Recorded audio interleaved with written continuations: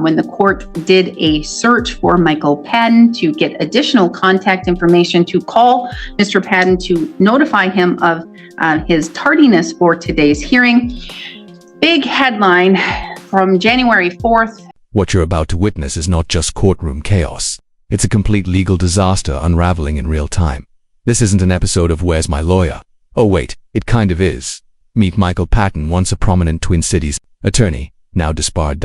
And yet somehow, still representing clients. Phones are ringing, numbers aren't working. The court is trying to reach a ghost. The defendant, she's in court alone, confused. And folks, this isn't some technical hiccup. This is a major breakdown of the legal system, one where the lawyer disappears, and the client is left to pick up the pieces. Stick around, because this case has everything. A missing attorney, questionable payments, a surprise downgrade from criminal charge to a mere ticket, a judge trying to salvage professionalism from pure chaos. Let's break it down. Would you trust a lawyer who was disbarred in one state but still practicing in another? Sound off in the comments below, and let's get into this mess. The number you have entered has not been recognized. Oh, I am not.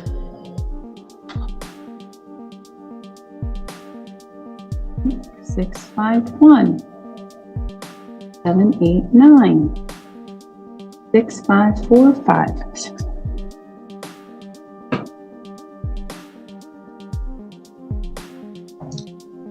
Please try again. You try it without the 1. Try it without the 1. I think I've always had to do 1, but we'll see. Not maybe it's a 612 number. You have entered has not been recognized. I'm gonna try looking him up. That's what I'm gonna try to do.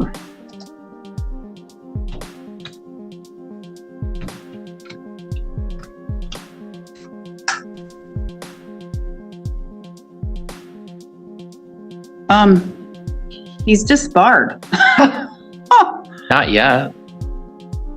Well. Not in Wisconsin. There's a pending case. Oh, well. He's only disbarred in Minnesota. Just in Minnesota. Okay, let's pause and address the legal elephant in the room. Michael Padden is disbarred in Minnesota, and possibly under review in Wisconsin. For those wondering, disbarment is not just a slap on the wrist, it's permanent, it's career-ending. And yet he's still representing clients. That's a major breach of legal ethics. Now here's where it gets serious. If an attorney continues to practice after being disbarred, it can lead to criminal charges and case dismissals due to ineffective counsel. The real question is, how? Did no one catch this until now? What fail-safes are missing in our justice system that allowed this to happen? Would you even know if your lawyer was legally allowed to represent you? Comment below. Should there be a national database for active legal licenses? Probably what I'm gonna say. Probably. Do you pay him? I'd probably get your money back. Probably do that. Or ask for it, but sorry. Yeah, because that's the new news is prominent Twin Cities attorney Michael Padden disbarred. Not just suspended, disbarred. Cut, throw, gone. Okay? So, I'm going to give you some time to find somebody else. All right? For what it's worth, he never filed a discovery demand and we haven't provided any. I don't know how much you've paid him. You don't have to tell me. But I would try and get that back. Here's where your heart starts to ache a bit for the defendant. Not only was her attorney missing, he didn't even file a basic discovery demand, one of the first, most critical steps in preparing a defense. That's like showing up to trial without knowing what you're being accused of. This woman paid real money for a ghost of a lawyer daughter. Now she's standing alone in court with nothing, no defense, no strategy, just confusion and a judge trying to clean up someone else's negligence. Let us know if you were in her shoes. Would you try to sue the lawyer, or would you just want to move on and get justice for yourself? Wait, okay. Miss Kuchera, I'm gonna get it, I promise. Miss Kuchera, why don't you come have a seat up here? Because I'm gonna guess you don't want him anymore, and he can't even probably practice anymore, so can we just remove him? Yes. And then we can just talk? Yeah. All right. We will go on the record. This is the turning point. The judge, clearly frustrated, goes into full-on damage control mode with the lawyer officially mere and unreachable. The court has no choice but to remove him. But notice the judge's tone, calm but sharp. She's trying to uphold the dignity of the court while dealing with an attorney who's treating the courtroom like it's optional.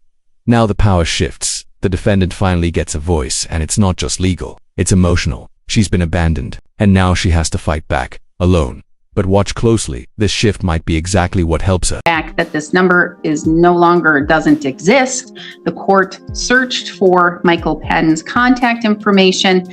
When the court did a search for Michael Padden to get additional contact information to call Mr. Padden to notify him of his tardiness for today's hearing, big headline from January 4th came up saying prominent Twin Cities attorney Michael Padden disbarred. So that just leaves me to believe that perhaps he's not able to represent Ms. Kuchera, and Ms. Kuchera has personally paid for his services.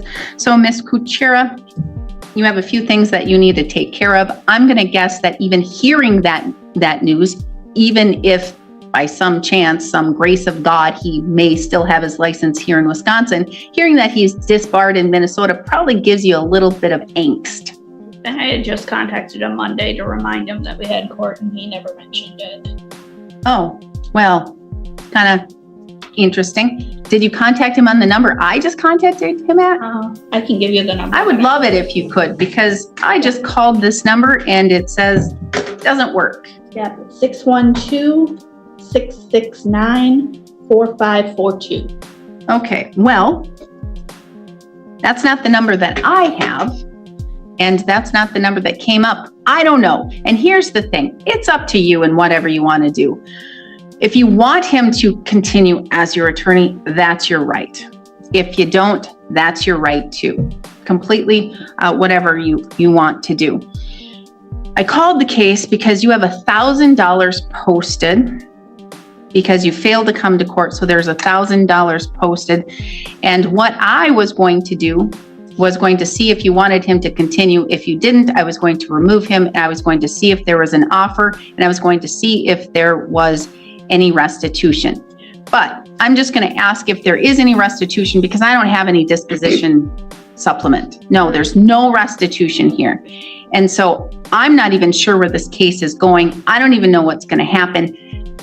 Off the record, your attorney stated that there, and I'm noticing in my electronic file, no demand for discovery has been done yet. Yeah, I thought that was kind of odd myself. Therefore, it's kind of at a still, nothing's happening. So I don't know what you want to do. We can't talk about the case or where it's going or even an offer if you're keeping Mr. Padden as your counsel. He fails to appear.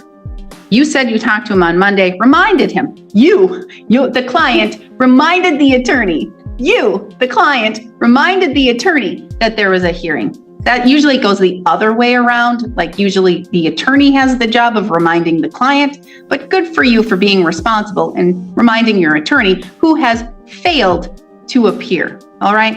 And again, it's not the court's job to even contact him to appear. He should be appearing, especially when the court gave him permission to appear by video. And he's not appearing by any means. I have Zoom up and there is no appearance. Okay. All right, here's the offer on the table. Originally charged with a misdemeanor hit and run, a conviction that could carry up to 6 months in jail and a $1,000 fine. But after everything, the judge and prosecutor show compassion. The case is amended to a non-criminal citation under owner's liability for failure to notify. The fine, $767.50, covered by her posted bond. This is a major legal win, and a rare moment of grace from the court. But here's the real win. She accepts accountability, no excuses, no deflection. Would you have taken the deal, or would you have fought for more? Tell us below, because this is one courtroom curveball few saw coming. 675 sub 1. That's owner's liability for failure to stop after accident, which is, according to the bail schedule book, $767.50. $767.50. And what was the statute? 346.675 sub 1.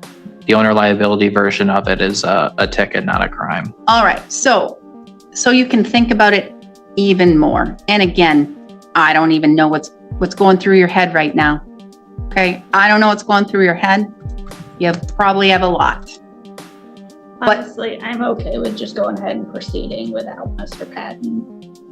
And you want to make the intelligent, knowing, and voluntary choice to remove him as your attorney right now? All right. So therefore, the court will strike him and will withdraw him from the record as your counsel. And so you can understand, and now I'm going to see if you understand the offer that's been presented, all right? You have been charged with the crime, hit and run, as a misdemeanor. This hit and run misdemeanor crime has a maximum possible penalty of up to $1,000 fine and up to 6 months of jail, okay?